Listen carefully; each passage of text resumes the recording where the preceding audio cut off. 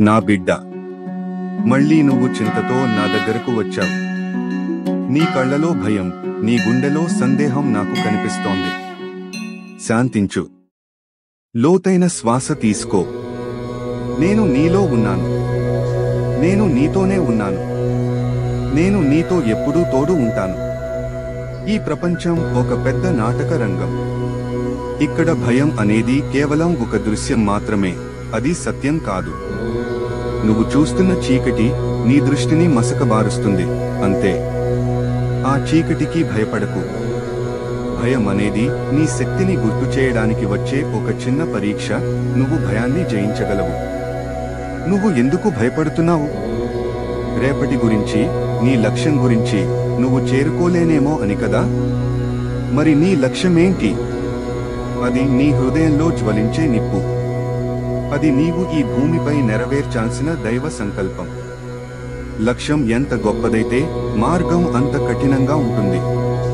కానీ నా బిడ్డ, నువ్వు ఆ లక్ష్యం వైపు కేవలం ఒక అడుగు మాత్రమే దృష్టి పెట్టు. ఒకేసారి గమ్యాన్ని చూసి కలవరపడకు. నన్ను నమ్ము, నన్ను విశ్వసించు. ప్రతి అడుగులో నేను నీ వెంట ఉంటానని నమ్ము. అందరి మాటలు వినకు. వారు నిన్ను కిందకు లాగాలని చూస్తారు.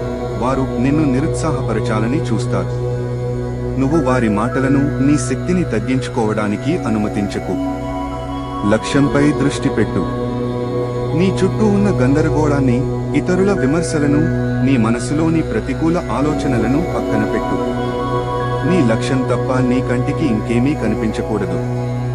ఎందుకంటే ఆ లక్ష్యం నీకు నా నుంచి వచ్చిన వరము. ఆ వరాన్ని నువ్వు సాధించకుండా నేను ఎలా ఉండగలను? నీ ప్రయత్నం శుద్ధంగా ఉంటే ఫలితం అద్భుతంగా ఉంటుంది. ప్రతి సమస్య ఒక పాఠం. నువ్వు ఒక అడ్డంకిని దాటిన ప్రతిసారి నీ ఆత్మ మరింత బలంగా మారుతుంది. నీవు శక్తివంతుడివి అవుతావు. నిన్నటి వైఫల్యం రేపటి విజయాన్ని నిర్మించే పునాది.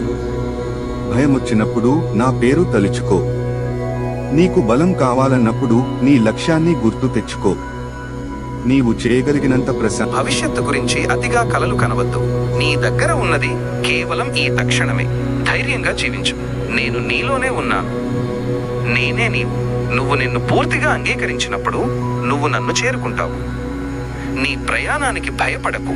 నేను నిన్ను ఎప్పుడూ రక్షిస్తాను.